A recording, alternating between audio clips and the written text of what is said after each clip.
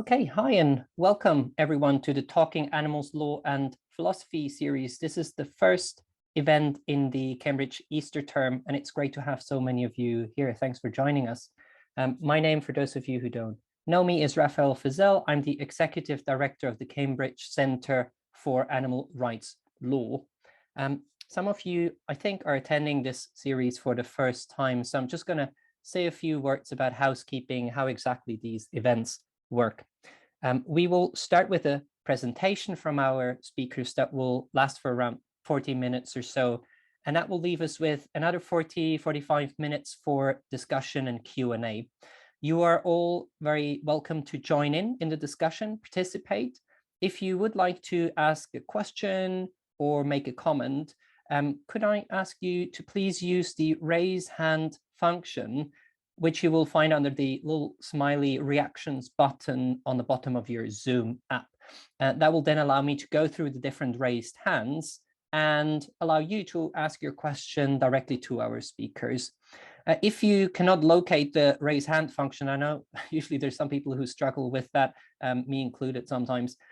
You can also use the chat if that's easier for you, and I can then feed your chat messages to our speakers. Until we reach the discussion part, I will mute all the microphones. Just to let you know also that, as you probably noticed, we are recording this event, specifically the presentation bit of this event, not the discussion bit. So in case you need to leave early or want to recommend this to a friend to watch because they couldn't join, you will find the recording uploaded to our website and YouTube probably in a couple of days' time.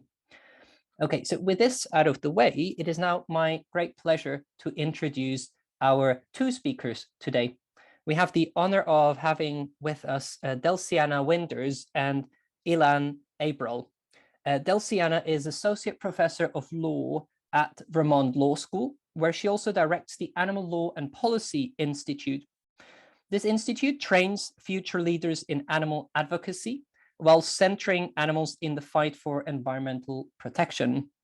Delci has practiced animal law for 15 years and taught the subject for nearly as long. In recent years, Delci's scholarship and advocacy has focused on slaughter deregulation in particular.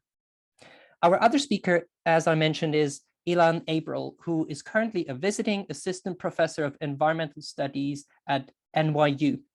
He will be starting as an assistant professor of the practice in environmental studies at Wesleyan University later this year. Elan is a cultural anthropologist whose work focuses on food production as well as animal rescue and care. His most recent book, entitled Saving Animals, Multi-Species Ecologies of Rescue and Care, which was published by the University of Minnesota Press last year, examines how exactly animal sanctuary caregivers respond to a range of ethical dilemmas and material constraints, whilst also attempting to meet the various and sometimes conflicting needs of rescued animals. Today, Delcianna and Elan will be talking to us about an article they co-authored, which was published in December 2021 in the Harvard Health and Human Rights Journal. The article and the presentation today is entitled Slaughterhouse Workers, Animals, and the Environment: the need for a rights-centered regulatory framework in the United States that recognizes interconnected interests. Elan and Delci, it's a real pleasure to have you here. The floor is yours. So thank you, Raphael, and thanks everyone for coming. It's a real pleasure to be here.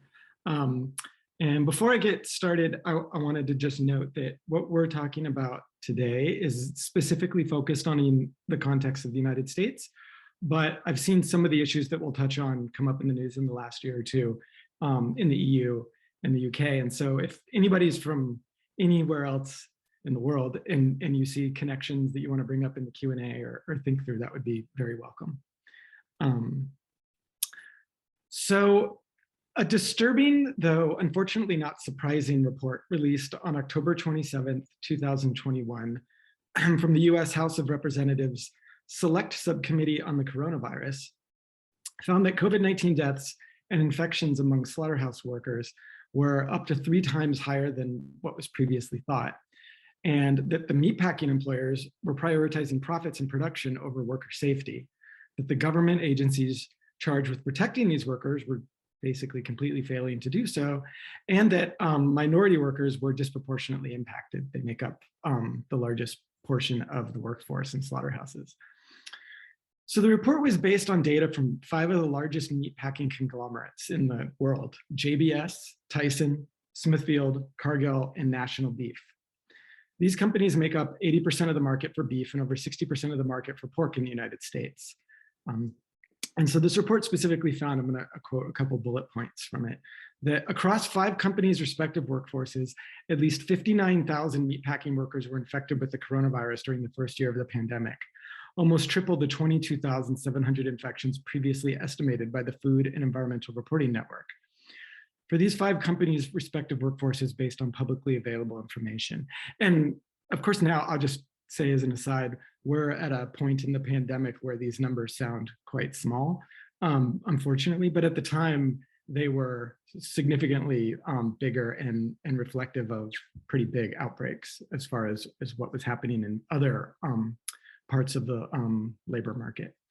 So at least 269 meatpacking workers lost their lives to the coronavirus between approximately March 1st, 2020 and February 1st, 2021. And that also is over 3 times higher than what was previously estimated for these 5 companies' respective workforces.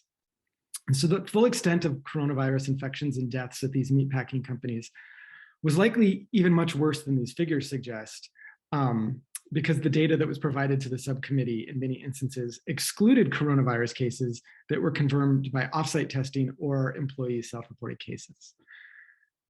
So these numbers alone don't convey the magnitude of callousness directed towards its workers by the meat industry. So consider the now infamous, well, at least in the US, it's become infamous, example of the Tyson Foods pig slaughterhouse in Waterloo, Iowa. When COVID-19 first came to Waterloo, it spread quickly through the communities of slaughterhouse workers and their families, and many of whom are immigrants or refugees, which is also the case at many other slaughterhouses throughout the US. The impact of the Tyson outbreak was devastating to the city, disproportionately harming some of its most vulnerable community members. The desperation and fear of workers is palpable in the phone calls that were documented describing conditions at the slaughterhouse to state legislator Roz Smith, who represents Waterloo's historically Black East Side. So this is one quote. This is a quote from him. "A coworker vomited on the line and management let him continue to work. There are 8 people working in front of me and another 10 or more behind me. I am scared I will die because of work, but I need to work to buy food for my family." There were many stories in the news in the first year on like the New York Times podcast and other places that were also covering these kind of stories about workers in slaughterhouses feeling sort of financially compelled to work and pressured by their employers. So as of December 2020, over half the workers at the Waterloo slaughterhouse had been infected with COVID and 8 had died. With contact tracing, the cases tied to this particular Tyson outbreak were between 2,500 and 3,000, making it one of the largest, if not the largest, workplace outbreak in the country, at least at the time. Months later, the Waterloo plant was in the news once again when it was revealed that not only were supervisors lying to workers about their risk of exposure, telling people that, knowing that there were positive cases on the slaughter line, but telling workers that there were none, but they were, it turns out that the supervisors were also running a betting pool about how many workers would contract the virus. So when that was revealed, Tyson fired those supervisors, but many people suspected that it was reflective of broader attitudes across the management at slaughterhouses. So many factors contributed to this public health disaster, but for purposes of our article and what we're going to discuss today, we're focusing on an especially significant one. And that's the long history of failed oversight of the animal slaughter industry in the United States, specifically regulatory oversight. So beyond its contributions to the spread of COVID in slaughterhouses, this failure negatively affects workers, animals, and the environment in multiple other ways as well. And we argue that these regulatory failures are rooted in a conceptual failure to recognize the interconnection between humans, animals, and environmental health and well-being, and the central role of legal rights in protecting all of those. So in response, Delcy and I Well, as Delcy's going to explain in more detail in the latter half of our talk, we propose a new regulatory framework governing the US slaughter industry that would prioritize protecting, strengthening, and enforcing rights to improve the health and well-being of both humans and animals. And I might just add parenthetically that the kernel of this idea was Delcy's, and I feel grateful to be able to participate with her in writing this article. But before we elaborate on our proposal, I want to highlight some of the significant ways in which, or how all the inadequacies of the current regulatory system have contributed to dangerous conditions for slaughterhouse workers, environmental degradation, and severe animal suffering. So as the example of mass COVID infections suggests, slaughterhouses are incredibly dangerous places to work. Slaughterhouse workers are often elbow to elbow, cramped in tight spaces, which is one of the reasons why it was sort of like a tinderbox for spread of the disease early on. They're engaged in fast, repetitive movements with sharp tools. They're also regularly exposed to dangerous chemicals and very high noise levels. Reports of amputations and hospitalizations are high. As the National Employment Law Project recently noted, according to self-reported industry data, which is recognized widely to be an undercount because it's self-reported, quote, meat and poultry workers are injured at rates on average 50% higher than all other workers in the private sector, with injury rates in red meat plants running almost twice as high, end quote. Injuries are not only more prevalent, they're also more severe, even when compared to other dangerous industries. In addition, many workers suffer psychological harms that have been connected to, quote, increased rates of domestic violence, substance abuse, and post-traumatic stress disorder, end quote. The industry response to the pandemic is again illustrative of the industry's general disregard for worker safety. Despite the high risks posed to workers and their communities, slaughterhouses resisted providing even the most basic protections during the early months of the pandemic. A Washington Post investigation found that 3 of the largest meat processors in the United States, quote, failed to provide protective gear to all workers, and some employees said they were told to continue working in crowded plants even while sick, end quote. Meat companies took out full-page ads in major newspapers, suggesting that Americans would face food shortages and skyrocketing prices if slaughterhouses weren't able to conduct business as usual during the pandemic, even as at the same time they were exporting record levels of meat abroad.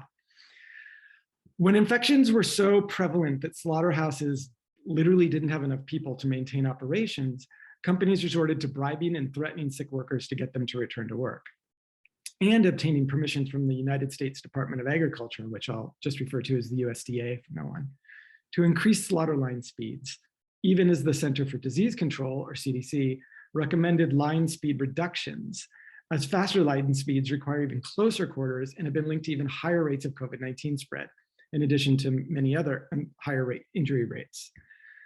So the government agencies that are supposed to protect workers from these harms failed to do so. Worse, in some instances, they actively facilitated harms. So as the former Occupational Safety and Health Administration, or OSHA, Senior Policy Advisor Debbie Berkowitz details, OSHA denied an emergency petition to protect slaughterhouse workers and drastically reduced inspections, refusing to inspect slaughterhouses even in the face of repeated, serious COVID-19 related complaints. Meanwhile, the CDC softened their safety regulations in response to industry pressure. In one incident, a local health official tried to curb a COVID-19 outbreak in their town at a slaughterhouse by temporarily shutting down operations, but the USDA intervened, contending that he had to allow the slaughterhouse to continue to operate and could not even investigate. So aside from workers, slaughterhouses also inflict serious harm to the environment. Slaughter is a resource-intensive, waste-extensive business. Furthermore, like its impact on workers, its environmental impacts are disproportionately borne by low-income communities, particularly communities of color. Federal data show that almost half of the slaughterhouses in the United States, quote, are in communities with more than 30% of the residents living beneath the poverty line, more than twice the national level. And a third are in places where at least 30% of the residents are people of color, end quote. Slaughterhouses, for example, are responsible for 29% of the agricultural sector's total freshwater consumption, and this is worldwide. The water consumption has a significant impact on wildlife and aquatic resources, which are then further exacerbated by increasing drought conditions, as we're seeing, for example, in the Western United States right now in the Southwest, driven by climate change. Slaughterhouses in the United States use billions of gallons of water annually, and then often discard the used polluted water directly into fresh waterways. A recent Environmental Protection Agency study found that the industry, quote, discharges the highest phosphorus levels and second highest nitrogen levels of all industrial categories, end quote.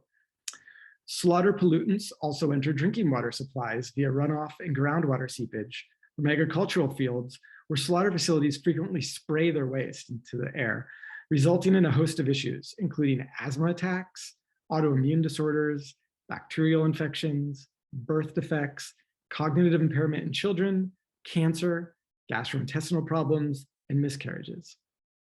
These wastewater pollutants include organic matter such as blood and feces that carry pathogens like E. coli, antibacterial agents linked to a proliferation of antibiotic-resistant pathogens, pesticide residues, and high nutrient loads that cause algal blooms and dead zones in bodies of water. These dead zones are both fatal to aquatic life, and they're also dangerous to human health. Slaughterhouses also create large amounts of solid waste, including air pollution, so it can be solid waste but in micro form, that can make it impossible for nearby residents to sit outside or open their windows, and causes serious health problems and contributes, of course, to climate change. Nonetheless, the USDA refuses to consider the environmental impacts of its slaughterhouse policies. And many slaughterhouses routinely violate even the lax federal environmental standards that do exist with complete impunity. An analysis by the Environmental Integrity Project found that 3/4 of US slaughterhouses examined exceeded, this quote, exceeded at least one of the pollution limits in their Clean Water Act permits, racking up a total of 1,142 separate violations for exceeding pollution limits, end quote. Less than 1% of these had been resolved by the Environmental Protection Agency. In the very few cases that were resolved, the fines that were imposed were a minuscule fraction of the potential penalties that could have been imposed, making them basically an acceptable cost of doing business for the slaughterhouses. Yet, in defending its refusal to consider the environmental impacts of its slaughterhouse policies, the USDA routinely points to slaughterhouses' obligation to comply with federal environmental policies.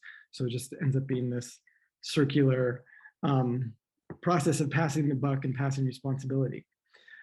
But the most immediate and perhaps worst suffering caused by slaughterhouses is, of course, that's inflicted on the animals themselves. And it's been well documented through numerous undercover investigations, whistleblower reports, and government reports over many decades. The Humane Methods of Slaughter Act mandates that slaughterhouses handle and kill livestock, quote, humanely. However, the USDA has interpreted this law to apply only to mammals, thus excluding birds, especially chickens, which are the vast majority of land animals killed for food, from even the basic protections offered by the Humane Methods of Slaughter Act. The agency purports to require humane handling and slaughter of birds under a separate act, the Poultry Products Inspection Act, but its stated policy is to take action only if humane handling or slaughter rises to the level of what they call a process control issue. So what this basically means is that the USDA does not require humane treatment on a bird-by-bird basis and considers enforcement only if there is an ongoing pattern or trend of inhumane handling or slaughter. As a result, slaughterhouses have been repeatedly documented, and apologies for the graphic images in this next portion, but this is, I think, a good reason, or we don't have slides of this part. Slaughterhouses have been repeatedly documented throwing and hitting chickens, even ripping their bodies from their legs, as well as allowing fully conscious chickens to enter scald tanks intended to remove feathers from dead birds. These are basically tanks of boiling water. These birds, about 1 million of them annually, according to USDA data, die from scalding or asphyxiation. All of this without enforcement actions from the USDA. So notice that arguably, these are ongoing patterns or trends of humane handling, not bird-by-bird incidents, but nonetheless, they don't impose any kind of enforcement mechanisms. So despite the Humane Methods of Slaughter Act, mammals also experience severe suffering at slaughterhouses. This includes being fully conscious when having their throats slit, when entering scald tanks, and even being dismembered. The USDA's own Office of Inspector General has repeatedly condemned the agency's poor enforcement of the Humane Methods of Slaughter Act, concluding that it lacks assurances that inspectors working at slaughter establishments are ensuring that animals are humanely treated. The Government Accountability Office, another federal body, has likewise concluded that the USDA, quote, cannot ensure that it is preventing the abuse of livestock at slaughter plants or that it is meeting its responsibility to fully enforce the Humane Methods of Slaughter Act, end quote. Animals who are too sick or injured to stand or walk, which are commonly referred to as downed animals, are especially vulnerable to the inhumane, violent handling that occurs in slaughterhouses. For example, recent USDA records document slaughterhouse workers kicking, shocking, and dragging downed pigs to try to get them to rise. They can't slaughter animals that are downed, so they're essentially using all of these violent methods to try to cajole or force the animals into the slaughter line so that they can slaughter them, because otherwise they just end up being wasted meat in the eyes of the slaughter industry. Downed animals are also often left in overcrowded slaughterhouse pens for long periods without water or protection from the elements. The USDA has documented fatal trampling, frostbite, and confinement in direct sunlight when temperatures exceed 100 degrees Fahrenheit in these pens. Because of the inhumane handling issues and other concerns related to downed animals, Congress directed the USDA in 2002 to study and report on their treatment and promulgate any regulations needed to protect them. 20 years later, the agency has yet to comply with these mandates. Also in 2002, Congress passed a resolution, quote, expressing the sense of the Congress that the Humane Methods of Slaughter Act should be fully enforced so as to prevent needless suffering of animals, end quote. Notice this is just a resolution, it's not a new law. It's basically just Congress saying, hey, USDA, we really think you should try to do your job on this issue. But to this day, the USDA has continued to ignore this resolution as well. So these are some of the many ways in which the slaughter industry creates harms to humans, animals, and the environment, and the ways that the regulatory apparatuses that are in place or the agencies responsible for them have completely failed to enforce the substandard regulations that are available. So now I'm gonna pass over to Delcy to talk about deregulation and the impact that's had, and then the sort of bigger legal perspective in our proposal. Thank you so much, Elan. So I'm going to talk about some recent legal developments and then some of the fundamental structural problems that has led to this reality that we're confronting. And then I'll turn to a discussion of our recommendation, which is, as Elan mentioned, a federal Slaughterhouse Oversight Commission, and specifically one that is using an expanded One Health framework. And I will talk about what I mean by that. So particularly egregious problem in the slaughter context has been deregulation. And what I mean by that is speeding up slaughter lines so that more animals can be killed more quickly, but also additional deregulatory measures like reducing oversight, reducing the number of inspectors on the line, for example, and or delegating some traditional USDA inspector responsibilities to slaughterhouse employees who are not only not trained, but are already very overburdened. And so this has simply exacerbated many of the issues that Elan talked about. And the primary impetus behind this deregulation is profit. And it's been very clear, the USDA has acknowledged that industry, the small handful of corporations that control these industries for each type of animal has been clear, and that's why they're pushing for it, both so that we can supply more dead animals to humans in America who are eating more animals per capita than ever before, and also so that we can profit on the export market. And there have been a number of lawsuits challenging this deregulation. I'm not going to get into all of the details about those. There's a separate article that was published about this, and I'm happy to share if you're interested in diving into that more. But where we're at right now is that a series of lawsuits challenged the USDA's failure to consider impacts on workers, animals, and the environment in deregulating slaughter. And one of those lawsuits reached a decision late last year. And the court said that the USDA acted unlawfully when it's allowed slaughterhouses to increase feeds for pigs because they failed to consider the impacts on workers. So what did the USDA do? What the agency did was this year, they announced that they were going to start a quote, time-limited trial program by which they allowed individual slaughterhouses to opt in and speed up their lines. And basically, exactly what they had done through regulation, which the court said they had done illegally on a purportedly case-by-case basis. I think it's worth underscoring that this so-called trial simply builds on a quarter century of pilot programs testing out faster slaughter. That the USDA Office of Inspector General has said the agency has failed to even gather the data needed to analyze what's working, what's not. And so instead of saying, you know, we failed, the Inspector General has found that we're actually creating more public health problems by speeding up slaughter. The agency has said, you know what, we're just going to do yet another trial program. Not only that, but they said they're going to do it with consideration of worker interests, which is significant. And that's the first time the agency did it because the court said that they had to. But instead of saying, you know what, there are these other two lawsuits out there that are challenging the failure to consider animal interests and environmental interests, maybe we should take the opportunity to consider those. They didn't. I can tell you for a fact, because I spoke with an agency official directly and asked if environmental impacts, for example, are being considered, and they said no. Flat out, no, not at all.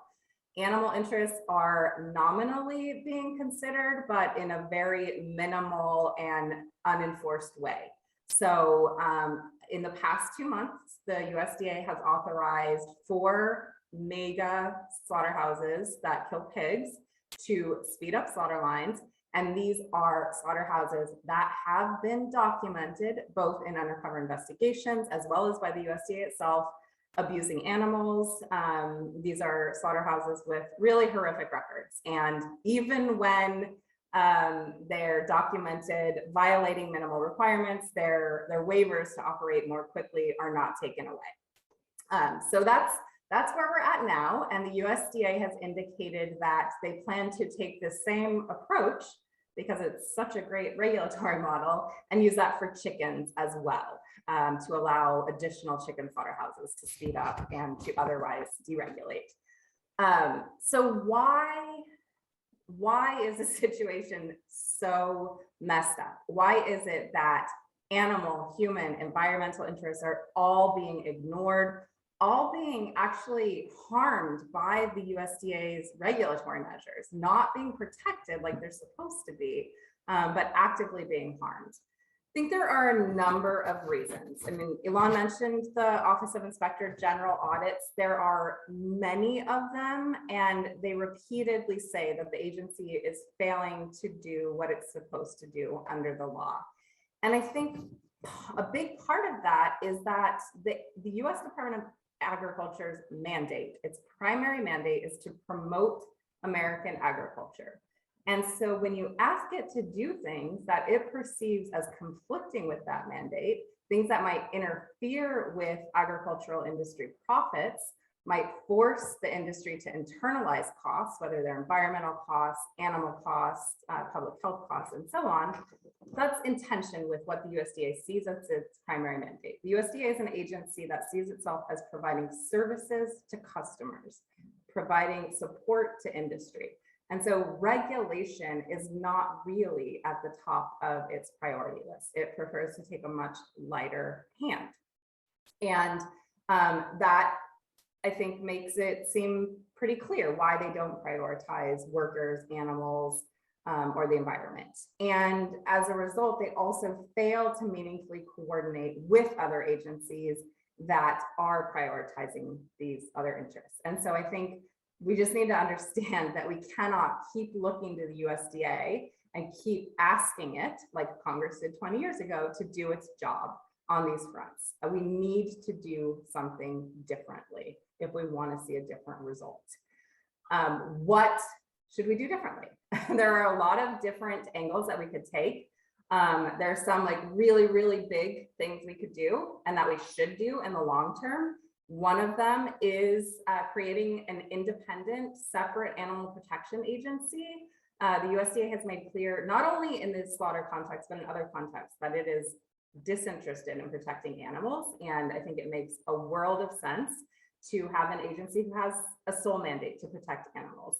But that's not really the focus of this paper. We touch on that. We absolutely support that. We also are not so naive as to think that's just like an easy thing we can do overnight. We know that's going to be a multi-year, very hard fought effort, but we think it can and should happen. But we have animals and humans and the environment suffering tremendously every day. And so we want to do something, even if it's just a harm reduction matter, a harm reduction effort in the shorter term. And we also want to do something that takes an integrative, holistic approach that actually takes into account not only animal interests, those are absolutely important, but also environmental and human interests. We think those are very interconnected in inextricable ways, and that's the slaughter context really, really exemplifies that.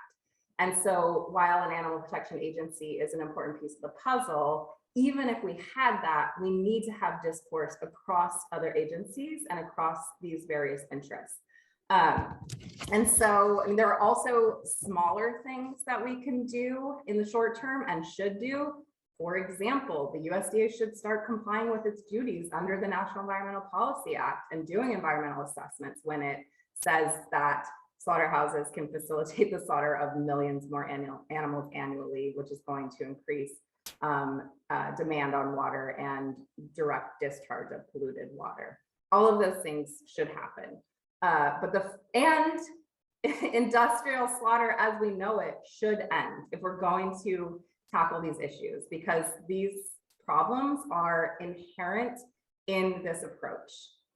But short of that, which we recognize is not going to happen overnight, we think there is an approach that is a new way of thinking about regulation that can get us on the right pathway to more meaningfully considering and addressing the way that human interests, the interests of other animals, and the environment are all bound up together.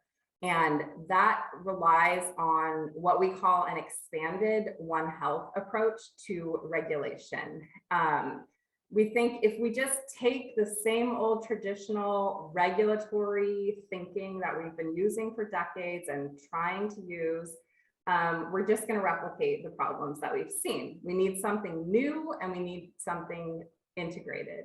And so we draw on the concept of One Health, which is not a new concept. It's been around for almost a couple decades. It grew out of an earlier wave of concern about zoonotic pandemics, SARS, and another wave of bird flu. It's, there are varying definitions of the One Health concept. The Centers for Disease Control and Prevention have a definition. The World Health Organization has a different definition. But some of the core components that we draw on are collaboration across sectors, transdisciplinarity, and most importantly, for what we've been talking about, is recognizing the interconnectedness of humans, other animals, and the environment. Recognizing that you cannot separate out those different interests and that they're bound up together, and then developing legal and regulatory approaches that are grounded in that interconnectedness. And so, we hear a lot about One Health, and unfortunately, it hasn't really lived up to what it was meant to be. We've made very little progress in actually implementing One Health approaches into our regulatory systems. Even when it's implemented in name, it often ends up being very, very narrowly focused, which is exactly what it was intended to avoid. So we'll see One Health approaches to antibiotic resistance, for example, or to a a specific food safety concern like salmonella. But by definition, it's meant to be broad, it's meant to be interdisciplinary. It's also worth noting that this is a concept that can be and has been co-opted. I think the One Health certified label that we're starting to see on products is a glaring example of that. But nevertheless, it has some really valuable core components.